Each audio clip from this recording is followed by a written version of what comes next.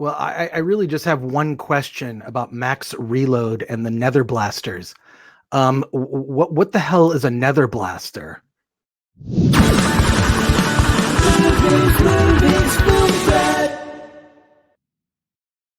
Welcome to the Film Threat Podcast. I am Chris Gore. I am fortunate to be able to see all sorts of cool indie movies that you guys need to see.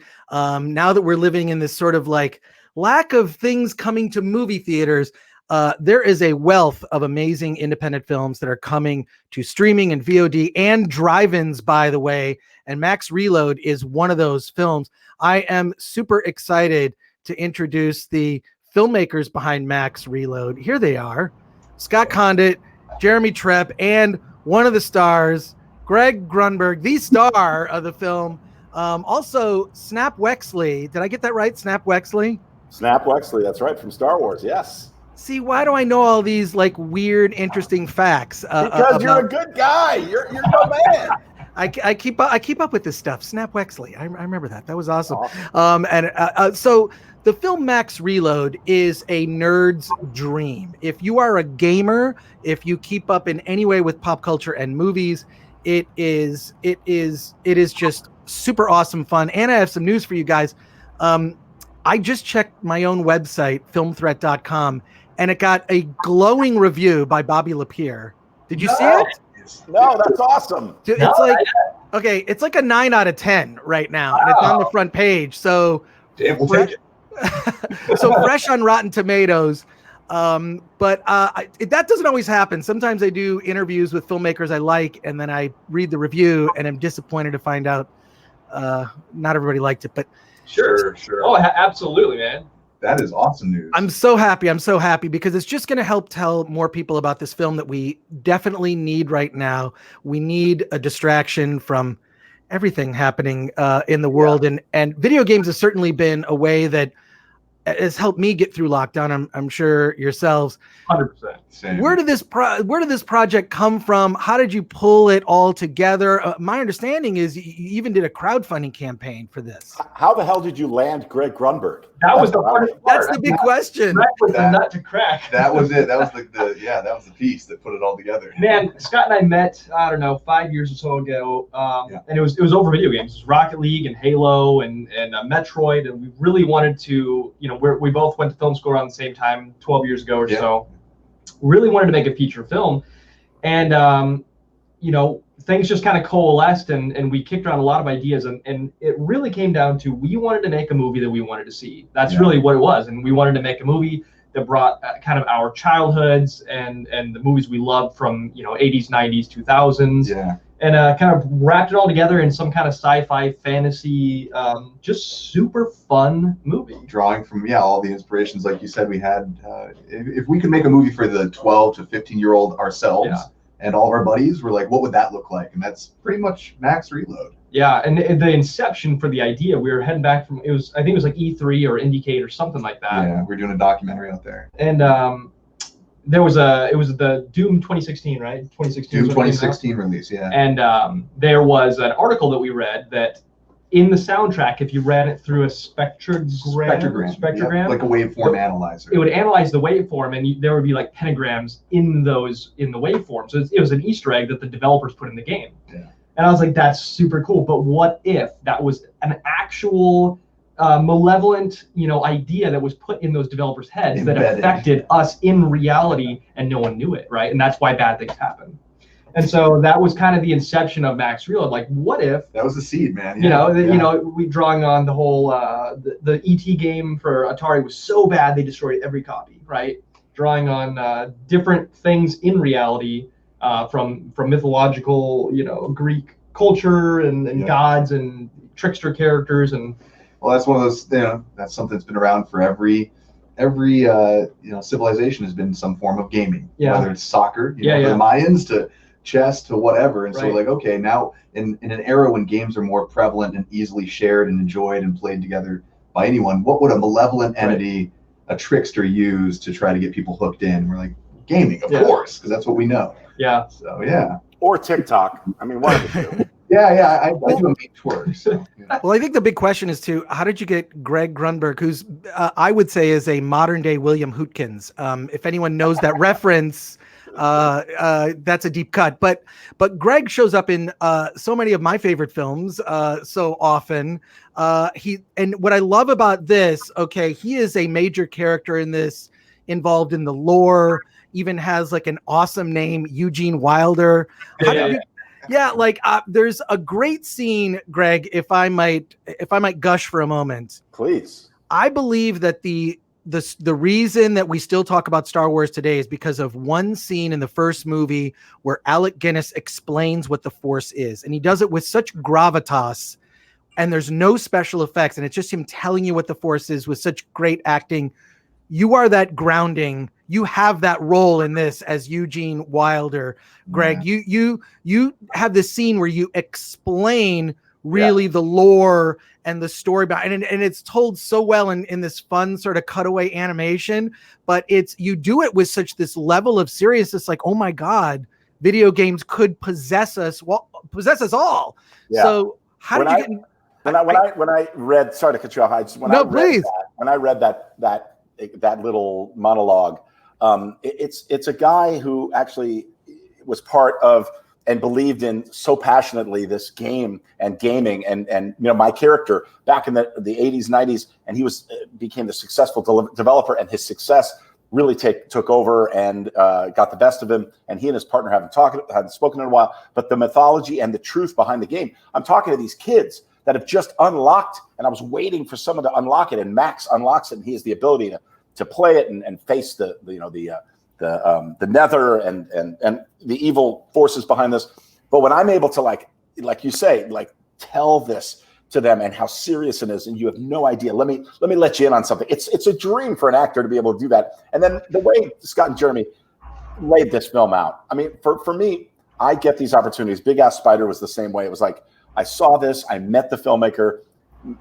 Mike Mendez is a dream to work with. And here's another dream. These filmmakers, Scott and Jeremy, are just really brilliant. And I happen to be lucky enough to work with them before Hollywood gets a hold of them and gives them, endless amounts of money. And we had feedback from I think a table read. And so when we were writing these characters, it was like, man, Greg would just be a killer Eugene. There was a table read on another project that didn't come together, but we left that read going, damn it, if we don't work with Greg soon, we're going to lose our minds. And when this whole thing came together, like, we wrote the character around Greg. So But there's also a collaborative nature to this that I loved. I said to them, guys, I want to be a producer on this. I want to be able to really dig my teeth into this, turn to friends, help in any way I can. And a lot of times when an actor says that, it's like, okay, he just wants a credit, and but they let me in. And I've done this with a couple of films now, and there's nothing more fun, man. It's like they took my advice. They didn't take my advice on certain things that ended up being, I mean, we really collaborated in the best possible way. This is their vision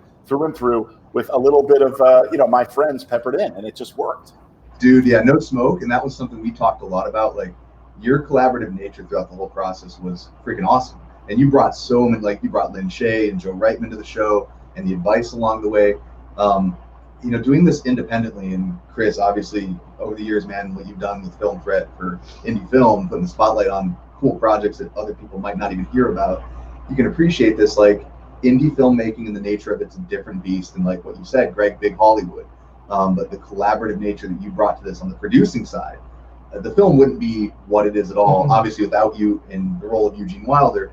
But producing, man, like, this thing was a monster. It was an indie monster with the little engine that could, and we talk a lot about that. Like, all those, you are Obi-Wan through the process to a great degree. Like, hey guys, one of the biggest pieces of advice that we didn't take, which we wish we could have, was don't fucking shoot this thing all overnight. And imagine that, man. I get to Arizona and these guys are like, oh, by the way, we're doing all nights. I'm like, what are you talking about? Well, we can control it all. And I said, oh, are you kidding me? And we went along, and it did make it a bit of a summer camp type thing. We were all in, but I mean, I've never put more tinfoil on the windows of a condo to try and get some sleep during the day. But for me to be able to turn to Kevin Smith, who had already heard of Scott and Jeremy, they'd already reached out. But for me to turn to my friend Kevin and then Will Wheaton and Joe Reitman and Lynn Shay and all of them, I have this group of friends I'm so lucky that I've worked with over the years, JJ's included, but where they call, I just say yes. That's what independent filmmaking is all about. You're going to trust the people you work with. It's always going to change. It ebbs and flows, but you work with it together, and the end product is always going to be great if you've got great people involved. Well, there's so many great references and cameos. You mentioned Kevin Smith, who's awesome in the film. There's so many great there are just so many great in jokes, and also the scale of the film is real. I don't know what the budget was, but this is a big studio picture. And I also have to compliment you guys for one thing that I think is important in any kind of fantasy film to make it work. You have to have rules. Sure. And the rules of this universe are laid out very simply. Right? You play this game, you will get possessed, and the only way to save you is to get shot with a Nether Blaster, right? It's right. I love that the Nether Blast. I mean, okay, but that's important. Just as someone who loves genre stuff, if you don't have, if you're breaking your rules, you're playing fast and loose. I'm not down with that. I like rules that are set in stone and that you can follow, and that way it makes goals really, really simple. So how did you pull together such a big budget production? I know you got some help from a crowdfunding campaign, which I love. In the credits, how you thank certain people, and the credits. You have to stay through the credits of this movie, by the way, because there's some really great bonus stuff in the credits. Thank you for that. But how did you pull together something such a huge scale production? I'm going to imagine Greg had a hand in that. A little bit. I put up about 13 million. What was it that I put up? No, I mean, business sense and our creative and professional lives, we are very savvy. Scrappy too. Scrappy and savvy. So we reached out to a lot of different companies to get involved to send product, right? And that way they're enhancing the budget of the film by just having proper things that the gamers can relate to, that people can relate to. And then I right out of film school, I jumped in headfirst in the features, learning camera operating and whatnot, and I learned really fast how to do many jobs. I almost lost my mind on this film because of it, and I'll never do it again. But co-directing with Scott while also being the DP and the camera operator. But we were able to move really fast, and we called in a lot of favors. That right there, man. You think budget, you think financial budget overall, but really the social currency with an amazing team of collaborators and friends that we've done, over decades worth of collaboration with, between music videos, commercial projects, all this stuff. We had a very tight knit indie rebel crew that we were able to say, hey man, we have this huge vision. And we know we're crazy. Trust us. And they were like, all right, sounds rad, let's do it. And somehow, some way, it all stayed together. I have to say, by the way, I'm directing a bunch of stuff too, and I was amazed at how we had, didn't have time to get 20 takes of things or whatever. And the combination, I've worked with the Coen brothers. That's another team that I like. I was worried. I'm like, who do I take notes from? There's got to be a central voice. There's got to be one person on the set, especially when you don't have a lot of time. But you guys worked so well together. And also, to make sure you have all the shots you need. I know later in edit, you were like, I wish we would have got this and we should have got that. You really covered everything. And also, I threw out advice. I was like, you know what, you should probably, and you guys there was no ego in this movie at all.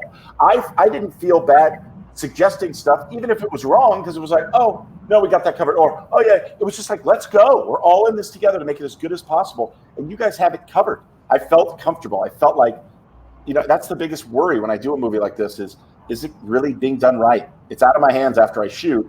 And you really had all the pieces laid out. It was great. Yeah, as far as physical production go, the way I kind of see it in my head, and this blessing and a curse because it's hard because it's in my head, but it's kind of like Legos. It's like you have talent here, you have a location here, you have lights here, you have a script here, and it puts itself together as you go. If we came in with a staunch, well, this is how the scene goes, inflexible, and we're not letting it happen as it unfolds, I think you lose a lot of magic of filmmaking. You miss opportunities sometimes too, man. And so letting the cast and letting if Gaffer has a really cool idea for lighting. All right, let's try that out. Absolutely. Yeah. It's controlled chaos because it's of course within the framework of we only have so much daylight or so much nighttime, as it were. But like you said, you put those Lego pieces together, knowing you're going to build a boat. Yep. It's just okay. We start here. Also, I'm in LA. These guys are in Phoenix, and so casting-wise, I saw these actors and sent them the selects from the casting director, who was great, and myself, and we watched. We were very lucky. We had a great casting director. She brought in Hassie Harrison and Tom Plumley. When they walked in, I was like, I literally offered Hassie the role, like, in a conversation. And she was like, "You can't do that. It's not your decision." And I'm like, "I know, but I think the guys are going to freak out." I mean, when you see it, when it walks in the door, Tom Plumley, there are going to be years from now, people are going to look back and go, "I can't believe that." Do you know that Tom Plumley is actually in, Max Reload? So it's one of those things where we got a great cast all through and through. That truck goes both ways. Absolutely, man. Yeah. And the kids we lucked out because we have so many cool established just killers in the industry, like Greg and Kevin and Lynn and Joe. And the up and comers, as they were, they're all doing great stuff. But these young kids, man, who play the leads, they are killers. They're going to be that pack that we look back on, like you said, Greg. And they're great. They're great. We have a couple of great father-son things. I mean, my son plays me, a younger version of me in the movie, which is awesome. And then you've got the Coves. I mean, Marty Cove and Jesse Cove. They're both great actors. But my son dabbles. He works at Bad Robot. And he's behind the cameras, but he always fancied himself. "Oh, let me try this." You guys gave him a shot. Jake is the greatest, and he killed it. He's the best. He's the best. He was young Eugene. Yeah. Well, I also want to ask about, you were able to really strike a balance between the sort of retro gaming stuff. I love in the beginning of the movie, there's an Odyssey 2 prominently featured in the background. I used to have an Odyssey 2 because they had a game that was not a Star Wars game, but it was called Space War, that basically had TIE fighters in it. But that Odyssey 2 prominently, and you really struck a balance between classic gaming, retro gaming. I mean, I remember the 80s because I was around in the 80s, but also modern gaming, I love the thing of Max Jenkins. There's so many great. So what was it when you were putting together the script? And I'm sure, Greg, you probably noticed all this stuff. There's so many little morsels of pop culture for an older generation and current generation of young gamers. Yeah, we wanted, and I'm very pleased to hear a lot of people say I didn't need to know all the references, and I didn't need to understand fully all the nerd culture to really enjoy this film. And that was one thing we wanted. We it's bold to make a movie for everybody, and I don't think we necessarily made a movie for everybody, but we really tried to honor the majority of people. If you're watching this with your, your 12-year-old son, and you might be closer to 40, or your grandparents, or somebody, everybody will have at least something that they can say, "Oh man, I remember that." And when you have that, you connect to a film, and then you can talk about it afterwards. And I think that's a beautiful thing about movies. Go ahead, Greg. What got me in a big way was exactly what you're saying, how we pay homage and respect the old console games with the cartridge and all of that. But if you think about it, you limit yourself. If you stay in that time period, you limit yourself to how viral and how infecting this can infect the society and all these people. You play the game, you're going to get possessed. Okay, great. Well, everybody has to have a console. They have to have a cartridge. No, they were smart enough to say, wait a minute, what if this game goes mobile? What if this is on everyone's device? And suddenly that just then controls the world. And Hassie has that great line where she's like, what would happen if this is out there? So you're taking a very powerful game that you've created, but now you're using a present day, a device or who doesn't play games on their phones, or console, or From 8-bit, man, to esports. We wanted to put all the things that we grew up with, but we also, we game every night, every day now still, and now we get to play with our kids too, which is cool. And to see where it came from pumping quarters into the machines back in the day, to now every kid's walking around playing Fortnite on their cell phone. We wanted to sprinkle a little bit of everything in there and weave it in, and somehow it worked. It totally works. We just had the Comic-Con at home, and it struck me that this movie, if you played it at Comic-Con, people's minds would have exploded. You know what I mean? It's such a crowd pleaser. I know, correct me if I'm wrong, is that the movie's going to be available on VOD on every platform, right? iTunes, whatnot. But is it coming to drive-ins too? Did I hear that right? Is it? Yeah. Okay, good. Okay, good. It's at drive-ins now. It's select drive-ins. We're adding more drive-ins. Oh, that's great. Yeah, and then August 7th, right? Which is right around the corner. Yeah, August 7th, it's everywhere. I mean, everywhere you would rent a movie, get a movie, it'll be available.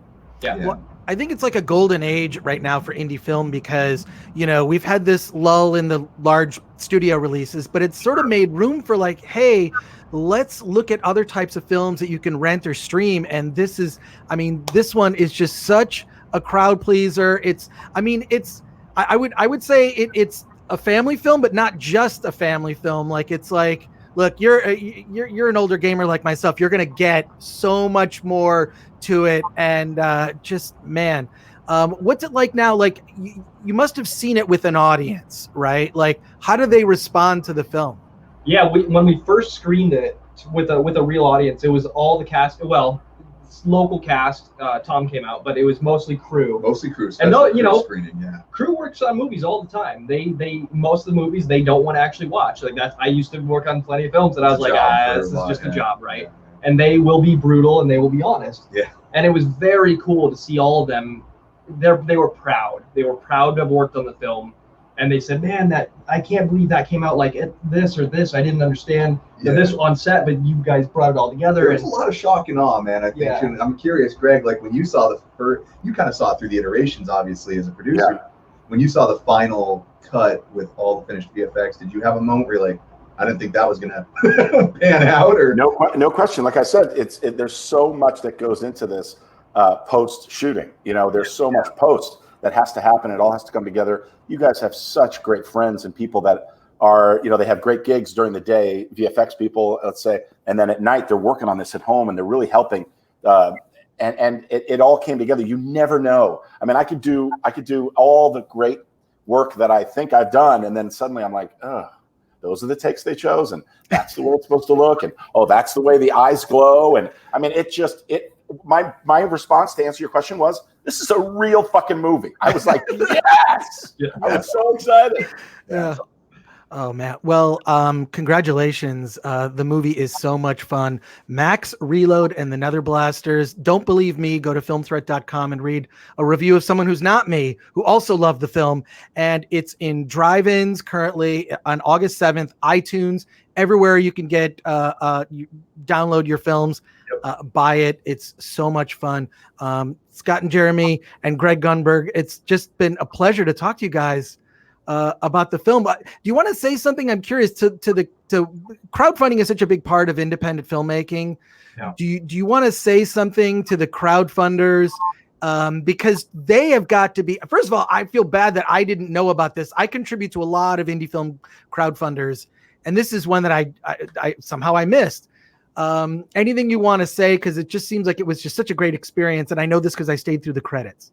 Oh, for sure, man. Yeah, and you hit on it. Like, that's very independently spirited, the whole crowdfunding movement. We've been big fans from Kickstarter to all, Indiegogo, all the different funding platforms out there. On this one, it was awesome to be able to use Kickstarter specifically to connect with who we knew was a core fan base and who we were making this film for. Yeah. And their support, and not only that, but their patience, because this film's taken longer for us to finish than we ever expected, has been just awesome. They are very understanding, and they were literally the first ones to help back the film in a way. Totally, yeah. So huge thanks to them, and Chris, thank you. And anybody who buys this film, you're supporting.